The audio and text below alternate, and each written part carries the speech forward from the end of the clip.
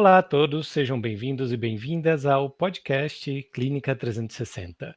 Aqui apresentamos evidências que impactam na nossa prática clínica com um episódio por semana. Eu sou o Luciano, médico de família, especialista em saúde digital e hoje trabalho com atendimentos presenciais e atendimentos online, além de ser supervisor acadêmico do programa Mais Médicos.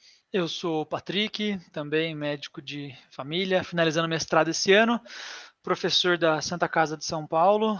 Eu sou a Aline, médica de família, sou mestranda em medicina de família e trabalho com telemedicina.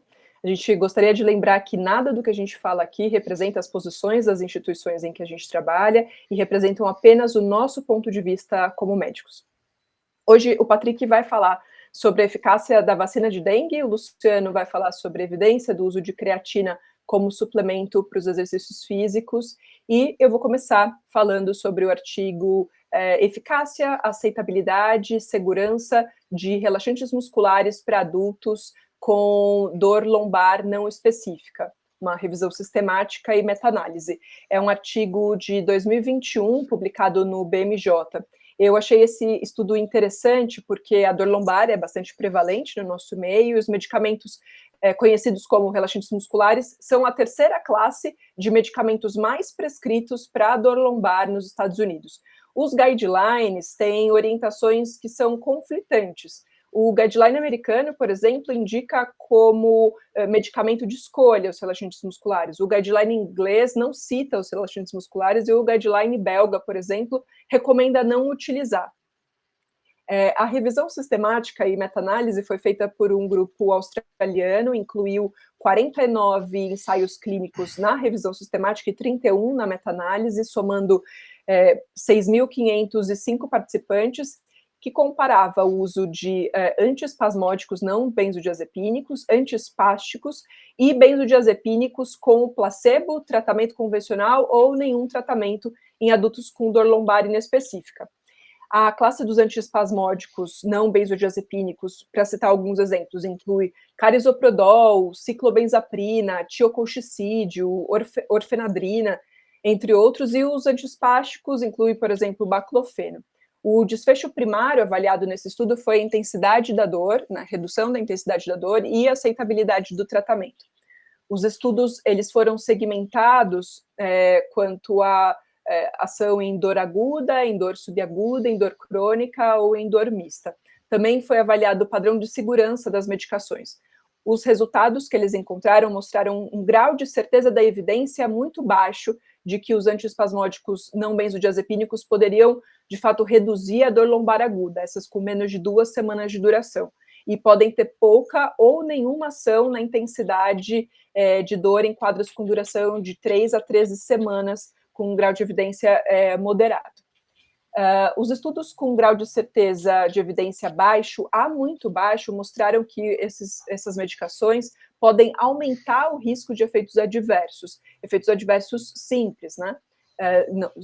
Sem gravidade, mas os autores concluíram que a revisão mostra a incerteza da evidência de eficácia e segurança dos relaxantes musculares. E apesar deles poderem reduzir a intensidade da dor lombar aguda, é provável que esse efeito não seja clinicamente importante. Eles encorajaram os médicos, a partir desse estudo, a discutirem essa incerteza de eficácia e segurança com os pacientes para permitir que os pacientes tomem decisões melhor informadas sobre o tratamento. Excelente, Aline. Eu tenho uma pergunta, não sei se durante a análise desse ou de outros artigos você se deparou com o efeito do tiocolchicídio, porque na prática, ou a gente vai para um relaxante muscular da linha desses que você estava citando, ou do tiocolchicídio. E nesse artigo você falou que eles compararam até, né, com os espasmódicos, né, antiespasmódicos no caso. Tem alguma evidência mais sólida para escolher um tiocolchicídio em vez de usar uma ciclobenzaprina, por exemplo? Na verdade, o tiocolchicídio está elencado no mesmo grupo dos antiespasmódicos não benzodiazepínicos. Então, eles não fizeram essa distinção, eles colocaram no mesmo critério, assim. Então, acho que segue. Depois, se você vai, né, os resultados dentro do artigo, eles conflitam entre um e outro, né? Alguns mostrando benefícios, mas que têm vieses mais importantes, então eles colocaram como grau de evidência baixo ou muito baixo, né? Então, os estudos que colocam como efeito benéfico, tal, no geral, são os que eles consideraram como grau de evidência, grau de certeza de evidência baixo ou muito baixo. Ah, entendi. Obrigado. O grau de certeza é muito baixo para os que tiveram efeito positivo, é isso, Aline? Tem pouca certeza se eles foram eficazes, é isso? Os estudos têm um grau de certeza de evidência baixo ou muito baixo, né? Saber se o estudo não teve muito viés, assim, né? Para mostrar que ele teve realmente benefício. Então, eles concluíram que pode não ter efeito clínico, assim. Isso, para mim, na verdade, foi um choque, porque é uma medicação que eu uso bastante na prática, acho que muito seguindo guidelines americanos, e um tanto não tinha tido muito contato com guidelines que conflitavam nessa informação. Achei bem interessante de trazer aqui para a gente eventualmente repensar esse efeito, inclusive como ele tem vários efeitos colaterais, né, assim, sedação sendo o mais importante. Talvez valha a pena a gente estar, né, mais próximo dos pacientes, dizendo, bom, você está percebendo efeito com essa medicação? Senão a gente pode tirar, né, enfim, a gente pode estar um pouco mais apropriado desse grau de incerteza aí.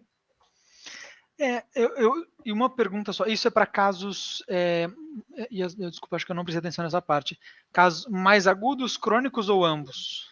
Eles avaliaram todos esses, eles avaliaram sintomas com menos de 2 semanas, de 3 a 13 semanas e mais do que isso.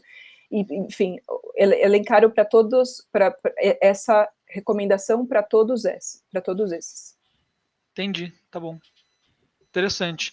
E aí, então, assim, para você, pegando um paciente com lombalgia crônica ou aguda agora, então, como é que você acha que isso impacta a sua prática, Aline?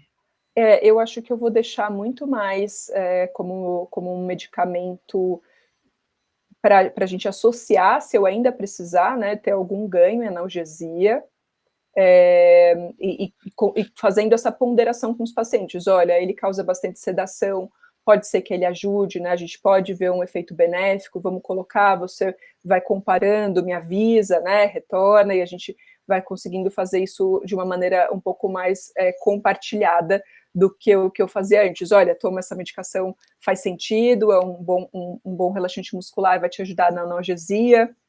Então, acho que eu pondero um pouco mais. Não, legal.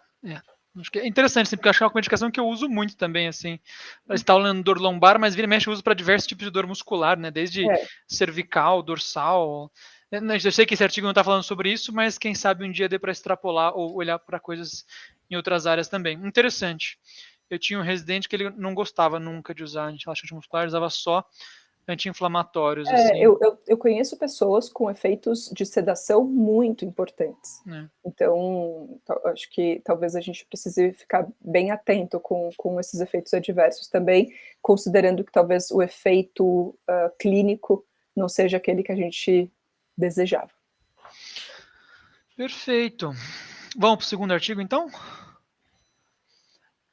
Eu ia falar um pouquinho, então, sobre a eficácia da vacina da dengue, do Instituto Butantan brasileiro. O artigo que eu estou referenciando aqui é Live Attenuated Tetravalent Butantan Dengue Vaccine in Children and Adults, que foi publicado no New England Journal of Medicine agora, em fevereiro de 2024. Eu queria falar um pouquinho sobre dengue, sobre a vacina da dengue, que tem tido um monte de casos, né? A gente está aqui em São Paulo, tem diversos casos, e tem chegado muito essa pergunta em consultório, né? Patrick, o que você acha da Qdenga? O que você acha da Dengvaxia, da vacina do Butantan? Então eu queria trazer um pouquinho aqui para diferenciar e conversar um pouco sobre quem não conhece muito das vacinas. Uma coisa que eu achei interessante, eu estava lendo um relatório da Sociedade Brasileira de Imunização, SBIM, né, SBIM, e uma coisa que eu já achei interessante é que a principal concorrente, que é aquela Qdenga da Takeda, precisa de pelo menos 2 doses, né? Assim, a gente está falando de uma dose com intervalo, uma hoje e uma daqui a 3 meses, pensando no que os estudos dela estavam avaliando. E a ideia do estudo do Butantan, é também com vírus atenuado, mas é que seja uma dose única, também tetravalente, né, ou seja, contra os 4 sorotipos de dengue. E aí, então, é um estudo clínico, um ensaio clínico randomizado, duplo cego, feito aqui no Brasil, onde a pessoa recebia uma única dose da vacina do Butantan ou recebia placebo, e eram acompanhadas, a ideia é que sejam acompanhadas ao longo de 5 anos, do que eu entendi, só foram acompanhadas ao longo de 2 anos até agora, tá certo? E o endpoint primário é a ausência, ou seja, a prevenção de casos sintomáticos de dengue 28 dias depois da vacina. Então, se a pessoa tomou a vacina hoje, tiver um caso amanhã, essa pessoa não está entrando na estatística do estudo. Ela precisa ter 28 dias de intervalo entre a vacina e começar a ter um sintoma ou ausência de uns sintomas, tá certo? E o que eu achei muito interessante, assim, apesar de ser uma dose única, a eficácia foi bastante alta. Contra o sorotipo de DNV1 foi de, só para não falar uma besteira, 89%, e contra o DNV2 de 70%. Os tipos 3 e 4 não tiveram dados para avaliar. Ou seja, mas ao longo de 2 anos, essa vacina foi avaliada para pessoas em grupos de 2 a 6, 7 a 17 e 18 a 59, então falta aí em idosos. Mas, no geral, teve uma eficácia muito legal, apesar de ser uma dose única. Tá? Acho que a gente está ainda conversando muito sobre como é que vão ficar as vacinas da dengue no Brasil. Acho que a Qdenga acaba sendo uma das principais, mas estou curioso aí, estou com resultados promissores de você usar uma dose única e ter resultados semelhantes a uma coisa que usa 2 doses. O que a gente puder facilitar na vida das pessoas assim vai ser interessante, né? E acho que trocar de 2 doses para uma é uma facilidade. E com relação a efeitos colaterais, foram coisas poucas, e os efeitos colaterais mais comuns, se eu não me engano, foram gastrointestinais, alguma história de náusea, mas nada muito diferente, importante ou de risco alto. Excelente. Eu estou bastante animada para isso chegar logo. E eu não sei, Patrick, se o artigo descreve alguma coisa, se você tem lido também aí nessa pesquisa, do teste em idosos, assim, isso está no radar, assim, como que tá? Não sei. Tá. Não, também não. Não tenho a menor ideia. Vou até deixar aqui para dar uma olhada depois. Mas nesse artigo aqui, esses 2 anos de follow-up foram só em pessoas de 2 até 59 anos. Porque a Qdenga também, né? Acho que sim também. Acho que também acaba que as pessoas têm extrapolado, né, para idades mais acima de 60 anos. Se não me engano, meus próprios pais, que têm mais de 65 anos, tomaram a Qdenga, então as pessoas têm extrapolado a eficácia.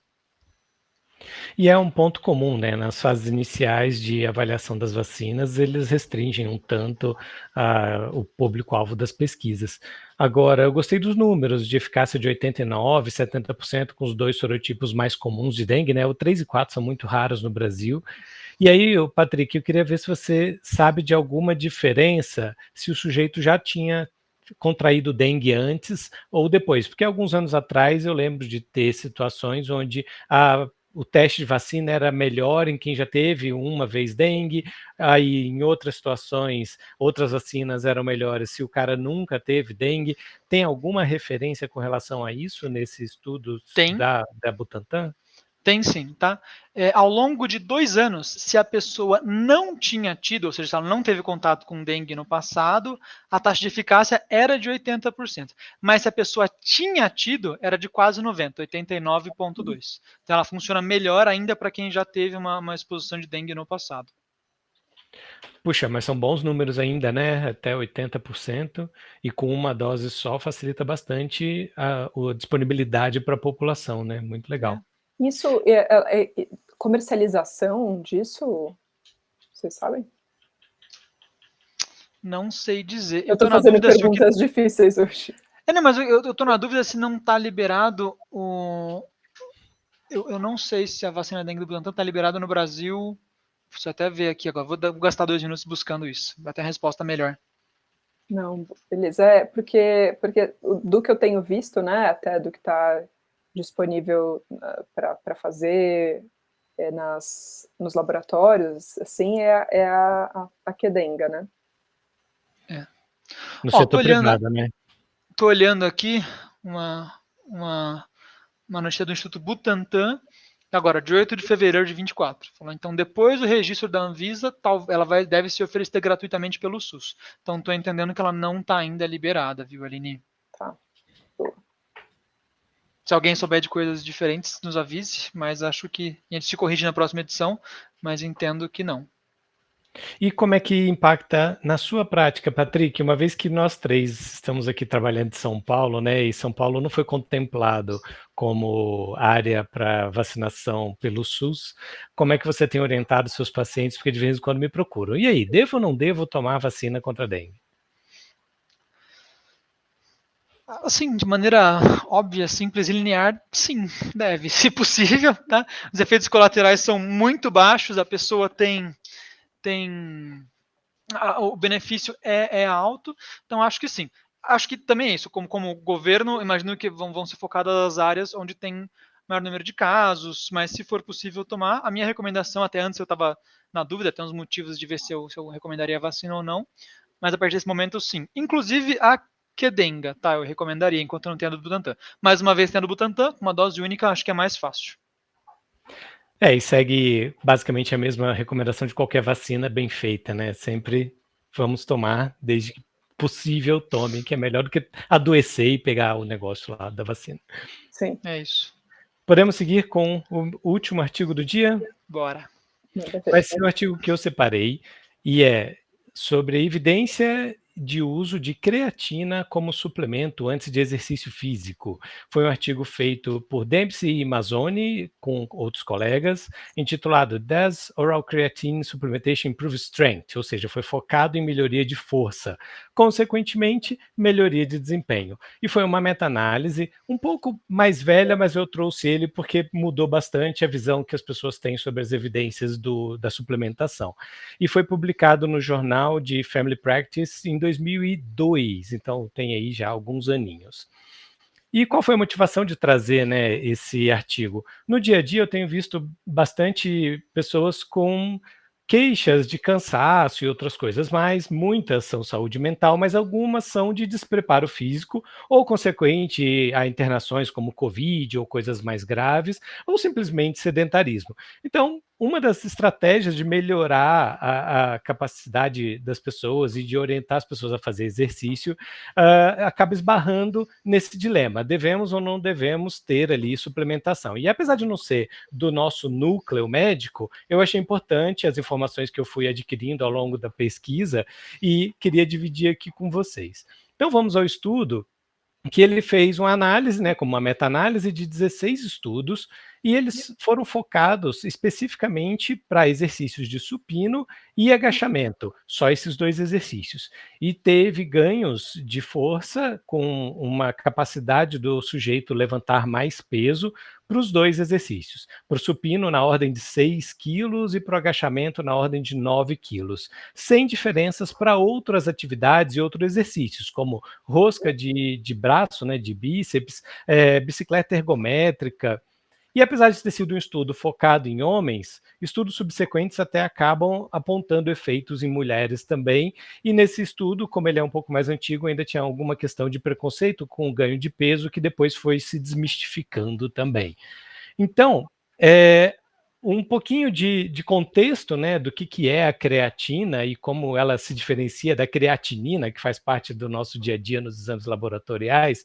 A creatina, ela é um suplemento e é um dos mais usados no mundo, né? Está próximo ali do whey protein também, e é a junção de 3 aminoácidos, metionina, glicina e arginina. E ela é armazenada nos músculos na forma de fosfocreatina, em sua grande maioria, e ela funciona fornecendo mais ATP, mais energia para o músculo, especificamente nos exercícios de duração curta e de grande intensidade. Então aqui a gente já tem algum recorte. A creatina funciona melhor para exercícios de curta duração e de grande intensidade, com o objetivo de melhorar a recuperação e a performance muscular ao longo do tempo, consequentemente, aumento de força muscular. E aumento de hipertrofia como consequência muscular, aumento de capacidade muscular.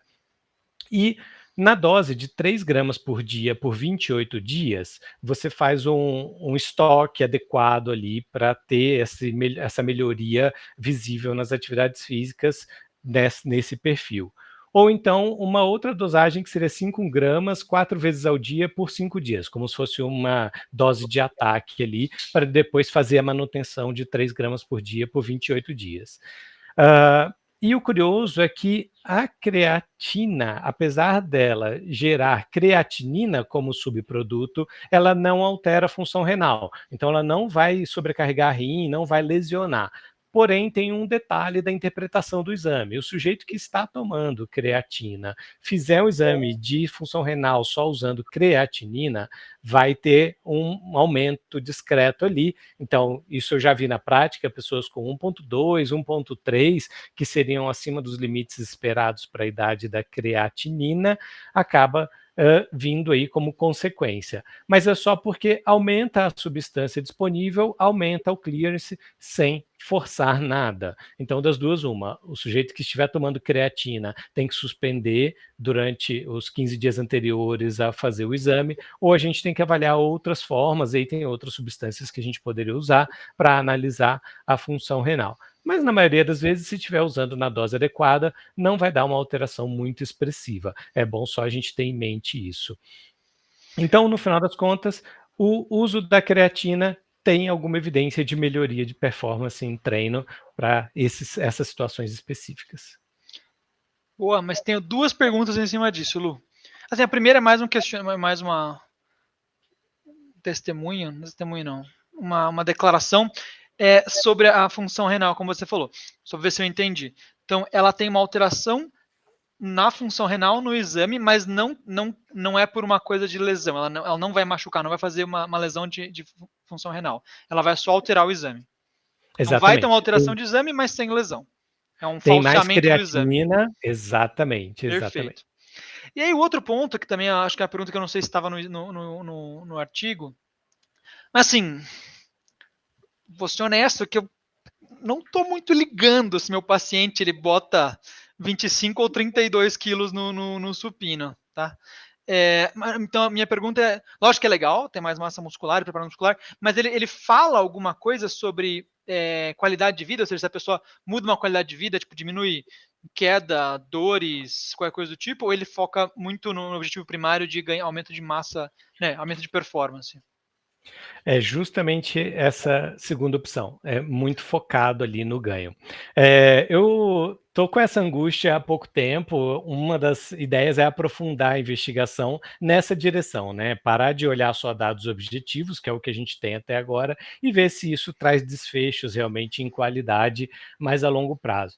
Mas o objetivo da argumentação até agora, na minha prática, era simplesmente focado em como a gente consegue argumentar com o indivíduo que está ali mais desanimado, que acha que não vai conseguir fazer nada na academia e que de repente ele volta no seu consultório falando: ah, não, porque eu estou fazendo personal trainer, que ele mandou usar isso e aquilo outro, e às vezes é a creatina com outras substâncias que em geral ou são tóxicas ou trazem efeitos colaterais piores, que é muito comum no mercado, você vê esses suplementos múltiplos aí com princípios questionáveis e eventualmente até hormônios de tireoide ou coisas que teoricamente estimulam testosterona. Então, para argumentar nessa linha, eu achei interessante ver o que é que tem de prático e objetivo nesse sentido, mas eu vou levar essa pergunta para casa para ver se a gente traz nos episódios subsequentes se melhora a qualidade de vida ou não. Boa. Eu acho que você tem razão. Acho que pode ser um pouco de ignorância da minha parte fazer a pergunta daquela maneira, mas eu acho que é verdade. Sim. As pessoas têm conversado sobre isso. Acho que é bom ter isso no arsenal de conversa. Eu vou fazer a pergunta de sempre, que é: isso muda alguma coisa na sua prática, Lu?